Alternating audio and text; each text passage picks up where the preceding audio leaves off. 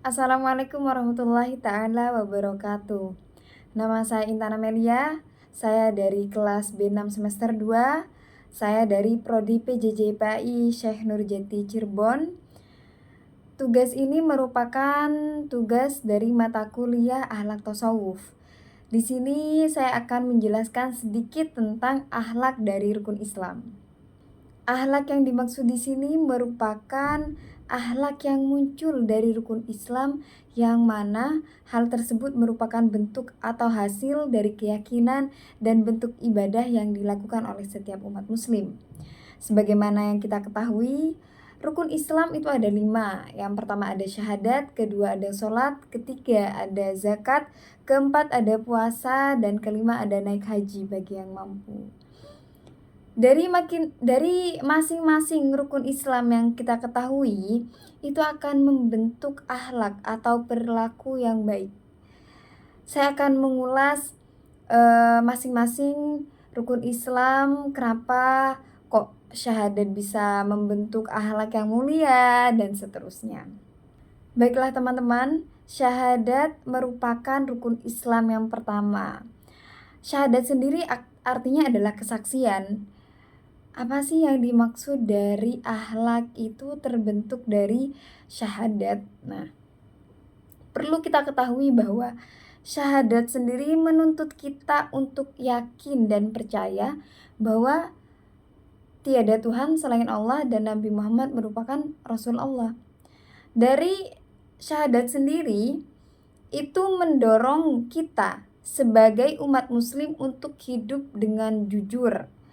Selain kejujuran, kita harus hidup dengan setia dan percaya dan memperkuat iman kita untuk terjauhkan dari sifat munafik dan berbohong. Jadi tidak ada yang namanya kita percaya, kemudian kita juga tidak bisa meyakini. Jadi yang namanya percaya harus benar-benar percaya tanpa ada kata ragu di situ.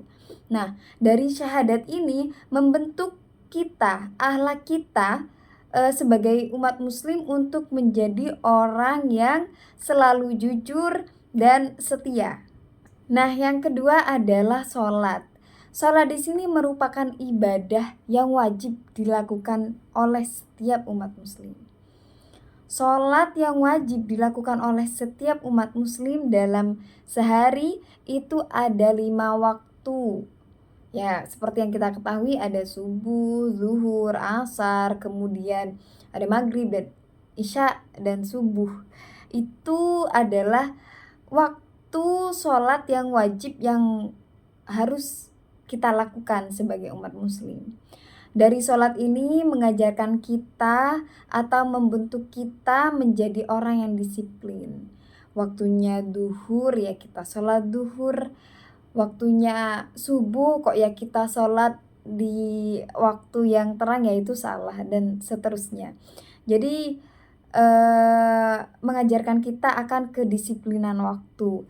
Kemudian dari sholat ini juga membuat kita taat akan peraturan, bahwasanya memang sholat adalah rukun yang wajib di agama Islam dan kita sebagai umat muslim harus menjalankannya. Kemudian dari sholat ini juga menyadarkan kita akan ketaatan kepada Allah Subhanahu wa Ta'ala.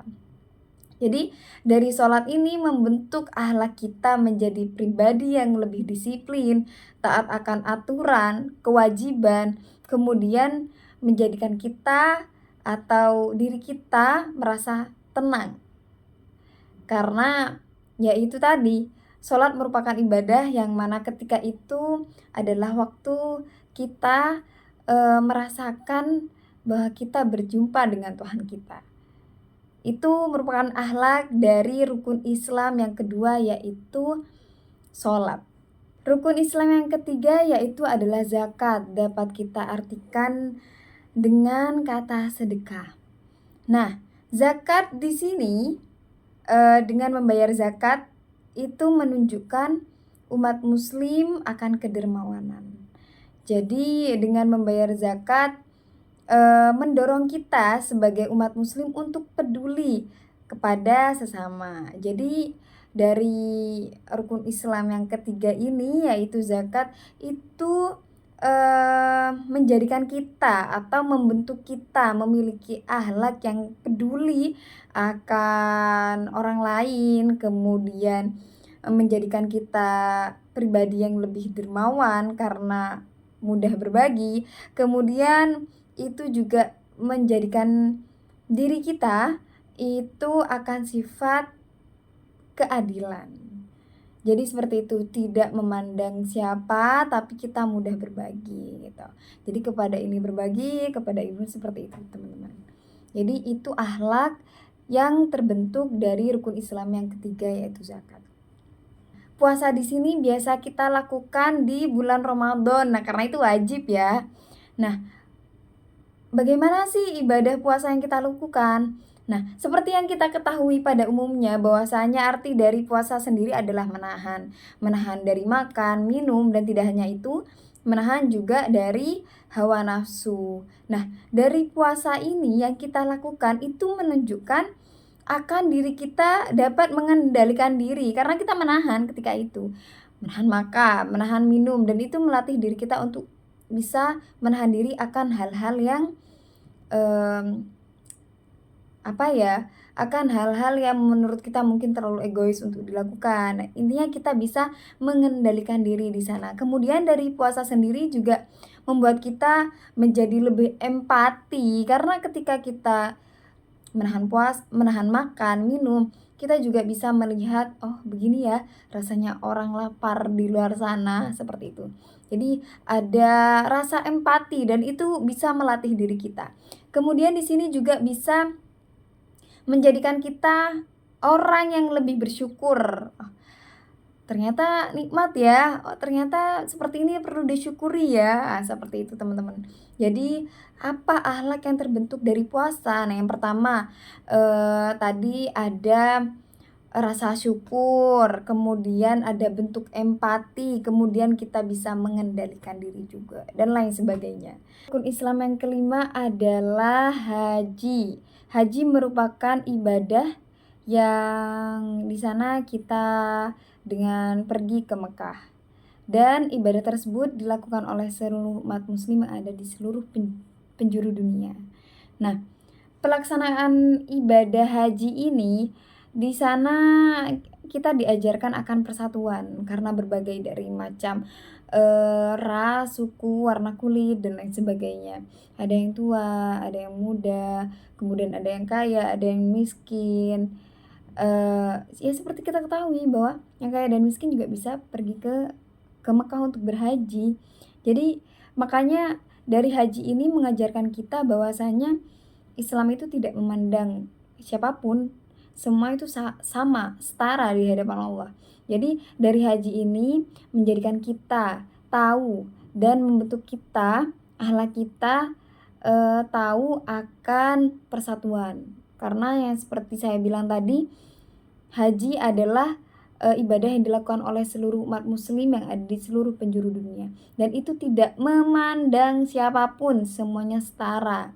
Siapapun bisa melakukan dan itu dijadikan mampu oleh Allah ya. Jadi mampu di sini adalah dijadikan mampu, ada yang miskin dan dia bisa naik haji, ada yang kaya tapi dia nggak naik haji gitu.